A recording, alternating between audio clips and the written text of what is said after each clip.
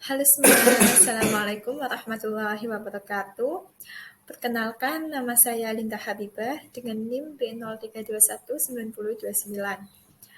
Di sini saya akan sedikit menjelaskan tentang writing therapy. Nah, yang pertama ada latar belakang writing therapy. Menulis merupakan aktivitas yang sering dilakukan oleh setiap individu. Salah satu manfaat kegiatan menulis adalah dapat menuangkan perasaan bahagia ataupun menyedihkan. Sehingga menulis dapat dijadikan terapi dengan bantuan konselor, di mana konselor akan memfasilitasi konseli untuk meluangkan perasaan yang dipendamnya ke dalam sebuah tulisan. Yang nantinya tulisan ini akan direfleksasikan bersama-sama dengan tujuan untuk mendapatkan pengetahuan yang harus diubah dan dipertahankan untuk dilakukan dalam kehidupan yang nyata. Selanjutnya ada sejarah writing therapy. Terapi menulis pertama kali dicetuskan oleh Pennebaker pada tahun 1989. Pennebaker adalah seorang profesor di bidang psikologi sosial yang banyak meneliti tentang manfaat dari kegiatan menulis. Pada awal penelitiannya, Pennebaker meneliti tentang manfaat menulis pada klien yang menderita gangguan post-traumatic disorder. Terapi menulis lebih dikenal sebagai expressive writing yang lebih menekankan kepada menulis suatu hal yang sangat emosional dengan menulis secara gaya bebas tanpa memperhatikan jenis tulisan maupun tata bahasa. Selanjutnya, apa sih pengertian writing terapi itu? Terapi menulis adalah sebuah terapi yang menggunakan penulisan bersifat ekspresif untuk mengungkapkan sesuatu perkara yang terpendam. Menulis ekspresif merupakan ungkapan terdalam dari pikiran dan perasaan atau kegiatan menuliskan pikiran dan perasaan terdalam tentang suatu peristiwa traumatis atau pengalaman emosi yang pernah dialami. Terapi menulis berpusat pada proses selama menulis daripada hasil dari menulis itu sendiri. Sehingga poin pentingnya adalah bahwa menulis itu sesuatu aktivitas yang personal, bebas kritik, dan bebas aturan bahasa. Nah, apa sih manfaat terapi menulis ini? Yang pertama, dapat meningkatkan pemahaman bagi diri sendiri maupun orang lain. Yang kedua, meningkatkan kreativitas ekspresi dan harga diri. Kemudian yang ketiga, meningkatkan kemampuan individu dalam menghadapi masalah dan beradaptasi. Yang keempat, memperkuat kemampuan komunikasi dan interpersonal. Kemudian yang kelima, mengekspresikan emosi yang berlebihan atau katarsis yang menurunkan ketegangan. Selanjutnya, tujuan terapi menulis. Yang pertama, dapat membantu menyalurkan ide, membantu subjek memberikan respon yang sesuai dengan stimulusnya, membantu subjek mengurangi tekanan yang dirasakannya. Bagaimana sih langkah-langkah pelaksanaan writing terapi?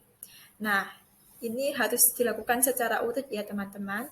Yang pertama, kita harus menentukan waktu yang sesuai dengan keadaan konseli. Kemudian yang kedua, memilih topik yang bersifat pribadi, penting, dan menjadi permasalahan saat ini. Yang ketiga, mengarahkan konseli untuk menuliskan apa yang dipikirkan tanpa memikirkan aturan tata bahasa. Yang keempat, menulis hanya tentang diri konseli saja. Kemudian yang kelima, menentukan batasan konseli. Dan yang terakhir, meminta konseli untuk mengharapkan sesuatu dari apa yang ditulisnya. Kemudian ada kelebihan dan kekurangan writing terapi. Untuk kelebihannya, di sini dikutip ada 3. Yang pertama, terapi menulis sangat sesuai untuk individu yang introvert, yang suka meluapkan perasaannya lewat kata-kata verbal. Kemudian, yang kedua, membuat konseli lebih kreatif. Yang ketiga, lebih leluasa dalam mengungkapkan perasaan yang dialaminya. Untuk kekurangannya, tidak semua konseli atau orang itu jujur menuliskan apa yang sedang dirasakannya. Dan tidak semua konseli atau orang dapat menulis secara runtut, baik, dan mudah dimengerti hanya dengan membaca tulisan konseli. Ketika konseli diminta untuk menulis, akan timbul kejenuhan pada konseli. Nah, sekarang contoh kasusnya. Contoh kasus ini diambil dari jurnal Humanitas yang berjudul Pengaruh Menulis Pengalaman Emosional dalam Terapi Ekspresif Terhadap Emosi Marah pada Remaja yang ditulis oleh Harry Tauset. Kasusnya yakni partisipan dalam peneliti ini melibatkan siswa remaja yang bersekolah di salah satu SMA swasta di Yogyakarta.